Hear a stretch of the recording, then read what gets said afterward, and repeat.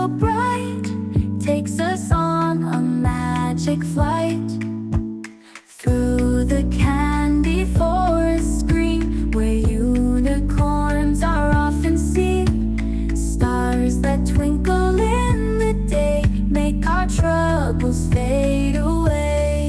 Story time, it's time to rhyme.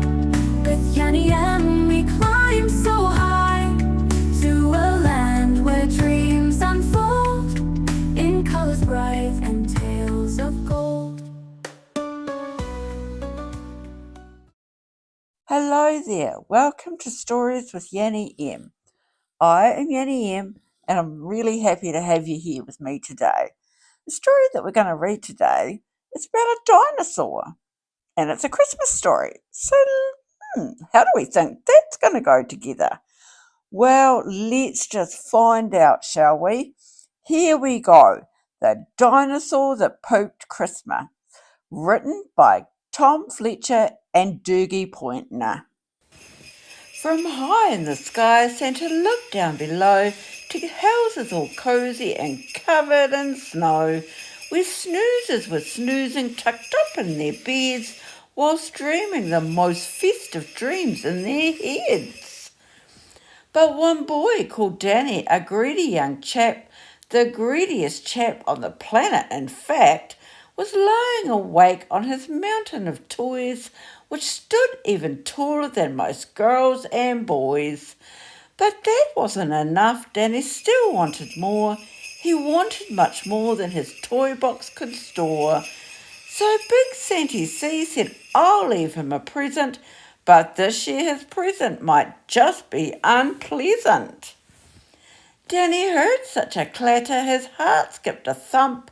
'Twas the clopping of hooves going clippity-clump.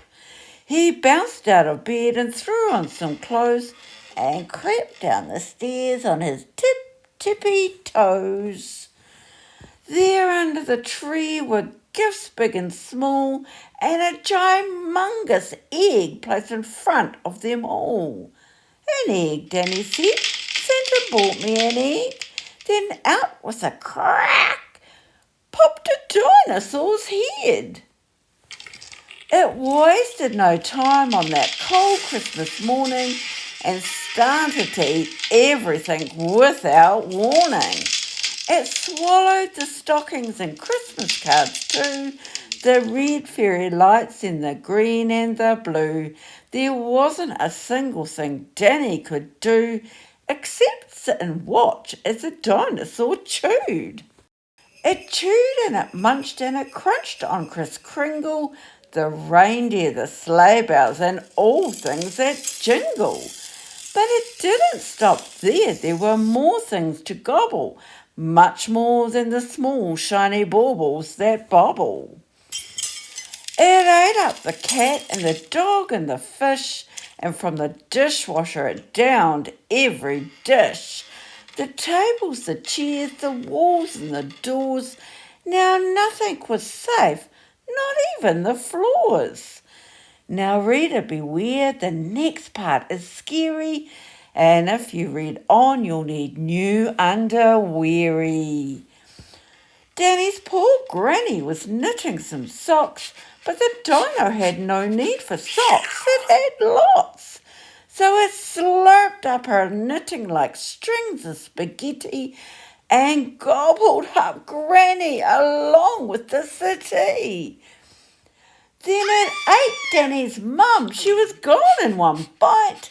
And although Danny's dad tried to put up a fight, the dino had grown to the size of King Kong.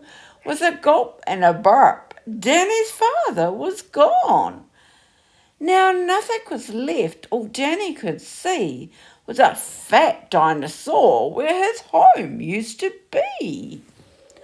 And so, with the thought of no Christmas this year, his tears turned to snowflakes and then disappeared. With the feeling of guilt in the dinosaur's gut, its brain brewed a plan involving its butt. It knew there was only one thing it could do to put Christmas right, it needed to poo. It pooped out the turkey, the toys and the telly, and even the tinsel was now brown and smelly. It pooped all the presents and pieces of puzzles. It pooped all the things it had previously guzzled. And then Father Christmas yelled, "Out of the way!" as he flew from the dinosaur's bum on his sleigh.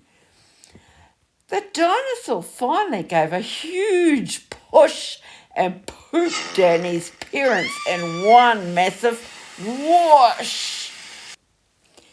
Last but not least, and never forgotten, Granny plopped out of the dinosaur's bottom.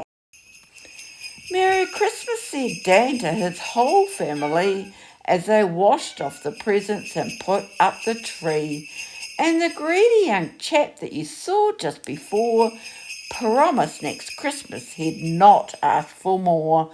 And the dinosaur promised he'd not eat a crumb, as you would if Christmas came out of your bum. The end.